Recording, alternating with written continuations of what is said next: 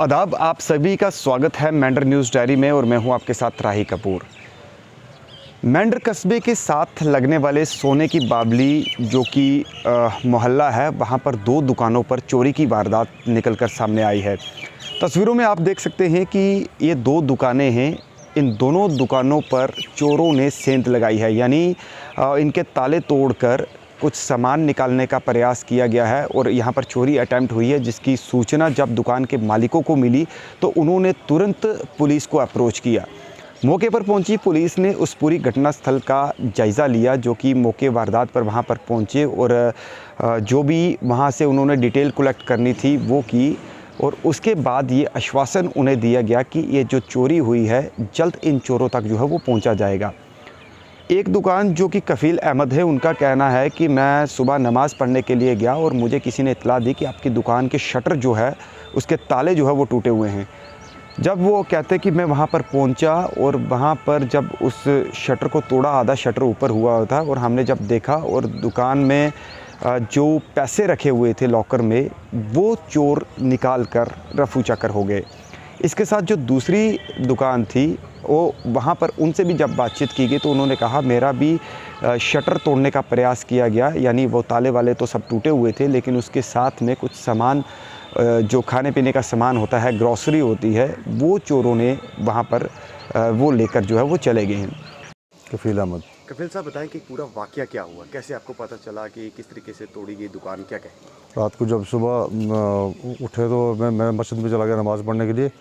बाद में एक यहाँ से बंदा जा रहा था पानी खोलने के लिए, उसने आकर बताया कि आपकी दुकान टूटी हुई है और साथ में दूसरी दुकान भी बाहर टूटी हुई है। फिर आकर देखा तो शटर टूटा हुआ था। फिर हम क्या कुछ निकाल के ले गए?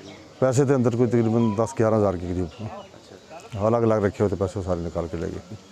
तो पुलिस यहाँ पहुँची है क्या? पहुँचे, पुलिस साहब इंस्पेक्टर साहब आए हैं, उन्होंने चेक किया है और उन्होंने पूरी डिटेल लिखी है और बाकी CCTV कैमरा वाला चेक कर रहे हैं वो। तो क्या अपील करेंगे आप मेंढर एडमिनिस्ट्रेशन से? दोबारा ऐसे लोगों की हर आदमी की चोरी ना हो।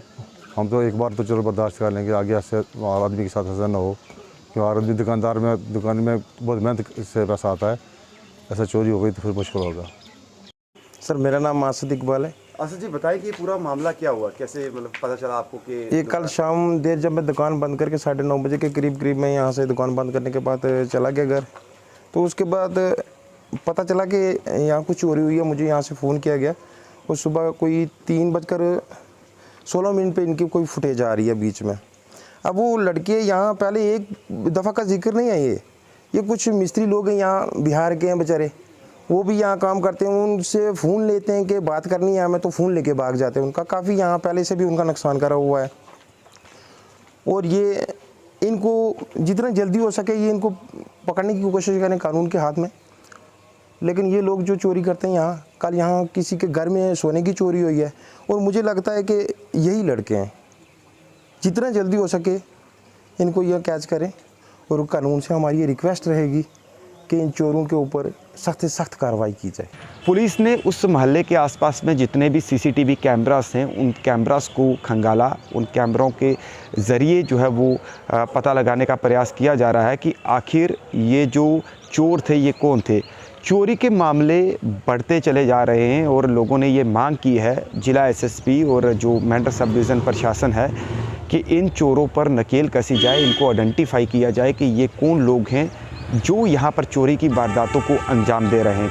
इसके साथ वहाँ शख्स एक ने बताया, जो दूसरा दुकानदार था, कि इससे पहले भी किसी के घर में कुछ इम्पोर्टेंट यानी जो ज्वेलरी है वो निकाल कर चोर ले गए थे। साथ में जो नॉन लोकल्स वहाँ पर रहते हैं उनके मोबाइल भी चोरी हुए, कि जैसे कुछ लोग कहते हैं कि हमें कोई फ़ोन करना है उसके बाद फ़ोन लेकर भाग जाते हैं। ये तमाम तरह की ये जो चीज़ें हैं ये निकल कर सामने आई। हालांकि पुलिस को इस पूरे मामले को लेकर एक कड़ा संज्ञान लेने की आवश्यकता है। पुलिस को चाहिए कि उन एरियाज़ को, उन CCTV कैमरास के माध्यम से उन जगह को आइडेंटिफाई किया जाए और वहाँ पर देखा जाए कि कौन सस्पेक्टेड लोग या कौन लोग जो है इन चोरियों को अंजाम दे रहे हैं, जो कि आने वाले दिनों में एक घातक साबित हो सकता है।